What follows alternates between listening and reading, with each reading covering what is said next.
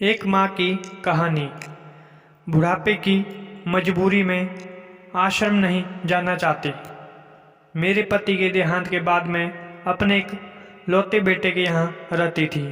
मेरी बहू का एक अलग ही रूप मुझे देखने को मिला, साथ ही बेटे का भी। दोनों के मन में क्या है मैं अच्छे से जानती हूँ। वो चाहते हैं कि मैं वृद्धाश्रम चली जाऊँ। उनके जाने के बाद मुझे यह सब देखना और सुनना पड़ेगा, इसका मुझे अंदाज़ा भी नहीं था। पर मैं मन मानकर अपने बेटे और बहू की बातें सुनकर भी यहाँ रहती हूँ, क्योंकि मुझे मेरे पोते और पोती दिखाई देते हैं। इनकी झलक पाकर मुझे सुकून मिलता है। घर के बाहर एक दिन की झोपड़ी में रहती हूँ। मेरी बहू को कोई दिक्कत नहीं हो, इसलिए मैं घर के बाहर रहती हूँ। बेटे ने थोड़ी मेहरबानी की है तो ऊपर टीन की चादर लगवा दी है।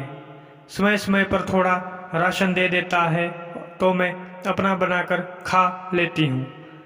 मैंने अपने बेटे को यह कह दिया है कि मेरी वजह से उन दोनों को कोई प्रॉब्लम नहीं होगी। बस मुझे यहीं रहने दें, इसी घर में मुझे मर जाने दें। मैं बस यही चाहती हूँ।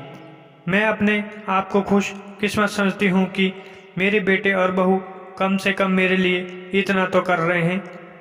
मेरा बेटा सुबह 9 बजे नौकरी जाता है और बच्चे भी उसी समय स्कूल जाते हैं। फिर शाम को 6 बजे मेरा बेटा वापस आता है। बच्चे 3 बजे आते हैं। उन्हें आते जाते निकलते देख मुझे बहुत बड़ा सुकून मिलता है। मेरे पति के दोस्त जब कई दिनों बाद आए। मेरे पति के दोस्त थे, उनकी पत्नी का भी स्वर्गवास हो गया है। उस समय पर वो हमारे घर आया करते थे। उनसे हमारे अच्छे रिश्ते थे। उनका घर हमारे घर से थोड़ी दूरी पर था। पैरों में समस्या हो गई थी, ठीक से चल भी नहीं पाते थे। वो बड़े दिनों बाद मेरे यहाँ आए। मुझे उन्हें देखकर अच्छा लगा। उनका हाल भी मेरी तरह ही था। बच्चे अब उनसे भी परेशान थे। आकर मेरे पास अपना दुखड़ा रोते थे और उन दिनों को याद करते थे। बुढ़ापा हम जैसे को बहुत रुलाता है। उनकी पत्नी का स्वर्गवास हो गया था और उन्हें चलने में उठने में समस्या थी, इसलिए वो तो अपना खाना भी नहीं बना पाते थे।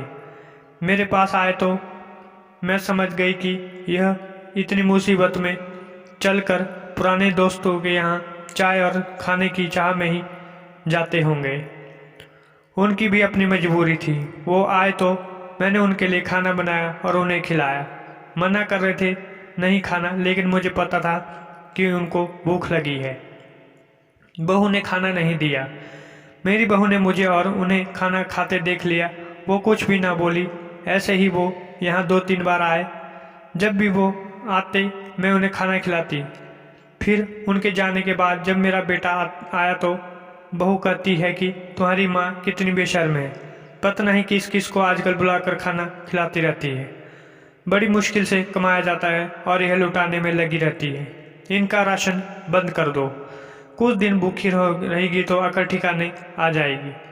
मैंने कहा कि मैं अपने हिस्से का नहीं खिलाते हूँ, तुम्हारे पिता के पुराने मित्र हैं। फिर भी बहू का उल्टा सीधा बोलना शुरू रहा। घर के बाहर रहकर इनको आज़ादी मिल गई है, पता नहीं क्या क्या करती है। बेटा भी बोला कि कुछ दिन भूखा ही रहने दो इन्हें। मुझे मेरे बेटे ने घर के पीछे सीढ़ी के पास ले जाकर बिठा दिया। कहा कि अब यहीं बैठो। मेरे तो अब आंसू भी सूख गए थे। अगले दिन मुझे खाना नहीं मिला। मेरे टीन के उस छोटे से कमरे को बहू ने तोड़ दिया। तब मुझे लगा कि मैं गलत कर रही हूँ। एक दिन पूरा भूखा रहने के बाद मैंने सोचा कि मैं गलत कर रही हूँ। मुझे अब अपने बेटे के यहाँ नहीं रहना चाहिए और शायद गलती भी मेरी ही है। मेरी ही परवरिश में कोई कमी रही है, तभी तो यह परिणाम आया। अगली सुबह मैंने अपने बेटे को कहा कि मुझे वृद्धाश्रम छोड़ा। अब मैं तुम दोनों को ज़्यादा परेशान नहीं करना चाहती हूँ। बहू ने कहा कि एक दिन भूखी रही तो अकल ठिकाने आ गई। बेटे के चेहरे पर भी अजीब सी खुशी थी। जल्दी से तैयार हो गया मुझे छोड़ने के लिए। बहू कह रही थी कि आज की छुट्टी ले लो, यही आसपास मत छोड़ आना, कहीं 3 दिन में वापस आ जाए। मैंने अपनी बहू से कहा कि बेटी मेरी चिंता मत करो, मैं अब नहीं आऊँगी। मैंने अपने पोती को गले लगाया। मुझे पता था कि अब मिलना नहीं हो पाएगा। बेटे को भी चाहती थी कि एक बार जी भर के गले लगा लो, लेकिन वो बोला चलो जल्दी करो। मैंने बहू को कहा कि बेटी अपना ध्यान रखना। मेरा बेटा मुझे छोड़ आया। वहाँ आकर मैंने देखा कि मेरी तरह कई हैं। थोड़े दिन उदास रहते, फिर सच को स्वीकार कर लेते हैं।